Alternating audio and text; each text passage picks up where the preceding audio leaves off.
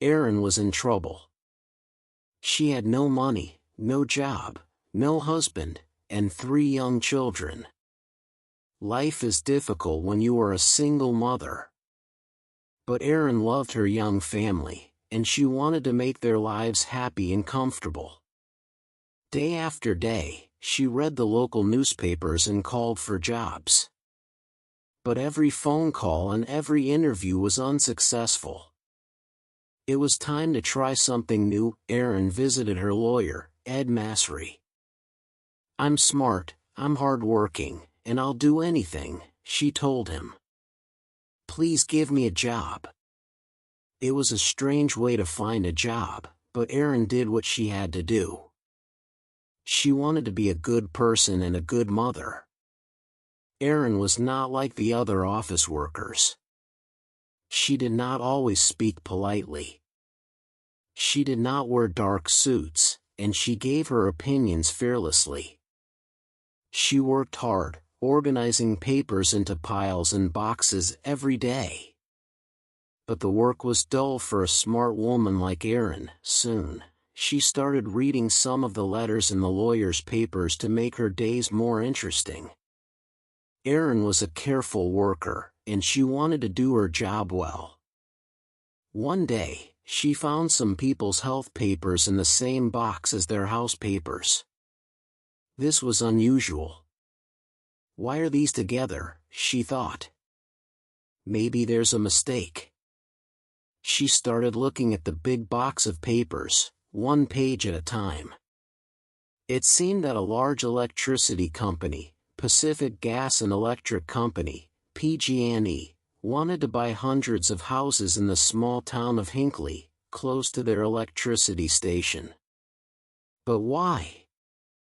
More importantly, why were the homeowners' health papers in the same boxes? It was a mystery. Erin could not sleep that night.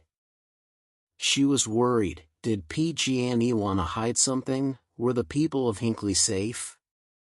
Erin was already a busy woman with her own problems. She had little time to worry about other people. But deep inside, Erin felt that something was wrong. Could she solve the mystery? She needed more information. The next day, she spoke to her boss Ed. With his help, Erin started looking more closely at the papers. Erin discovered more and more strange papers in the Hinckley box. She realized that there was a serious problem. She loved her family, and she wanted to spend more time with them. She wanted to see her children grow up. But people in Hinckley were very sick, and only Erin knew about it. She wanted to help. So she bravely decided to solve the Hinckley mystery, alone. Erin visited people in Hinckley and spoke to them about PG&E, their houses, and their health. She wanted to find the true story. Erin was not a lawyer. She was friendly and interesting, and the people of Hinckley liked talking to her. They told her that PG&E was a good company. It made their water safe, paid for their hospital tests, and offered good jobs, but Erin was not so sure. Erin always got what she wanted. Now, she needed help and information. She was working alone, but this did not stop her.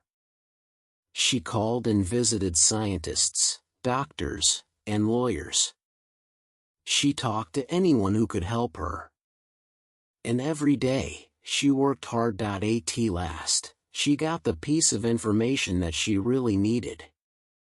PG&E was poisoning the water near Hinckley. PG&E is one of the biggest companies in the U.S., and people liked and trusted it. But Erin realized that the company told lies. The water is safe, they said. But they were poisoning it. Erin was not important, famous, or rich. She was not even a lawyer.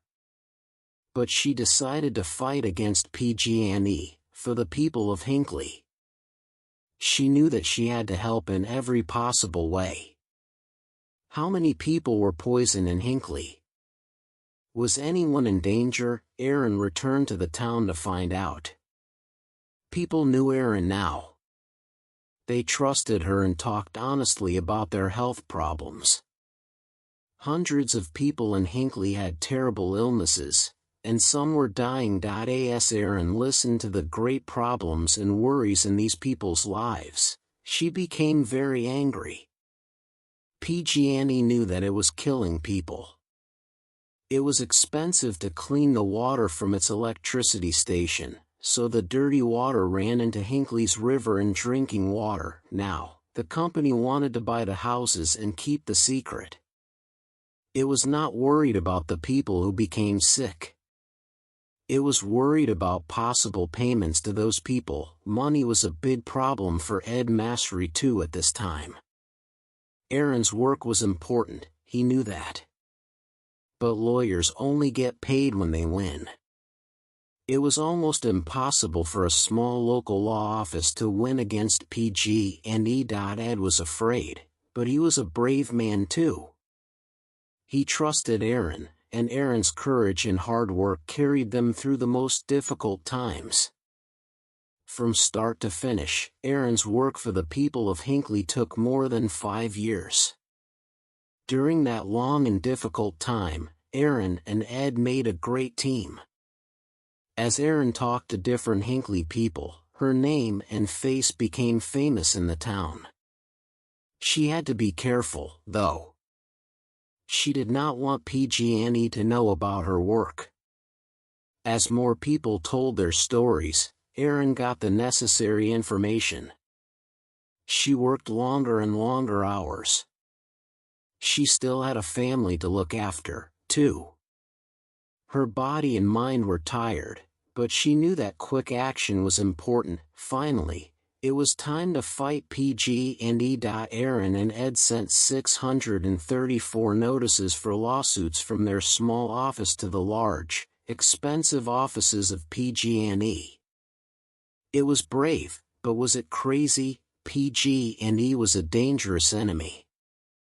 Was this the end for Ed's company? When PG&E received the notices for the lawsuits, its lawyers immediately realized the danger. The sick people of Hinckley wanted a lot of money from the company. More lawyers were brought in on both sides. The lawsuits were too big for Erin and Ed alone. But Erin continued to work on them. The Hinckley people were her friends now. She truly loved them, and she knew more about their lives and problems than anyone.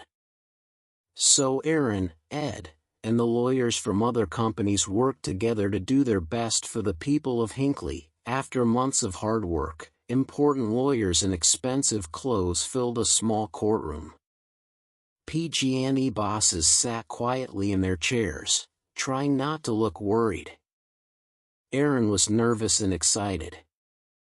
She thought about her friends in Hinckley, and she remembered the long years behind her. As the judge spoke his final words, she listened silently. PG&E had to pay $333 million to the people of Hinckley. It was the largest amount of money for this type of lawsuit in the history of the United States. This also gave hope to other ordinary people in small law offices, and when PG&E stopped poisoning the water at Hinckley, hundreds of people's lives were saved. After their fight against PG&E, Erin and Ed had enough money to stop working forever. But today, Erin is still working for Ed's office. She is not a lawyer. She always liked to do things her own way, and she has not changed. But her health, her family, and the people of Hinckley are more important. Today, she works for other ordinary people who are fighting against big companies. Her courage and hard work continue to help people and save lives.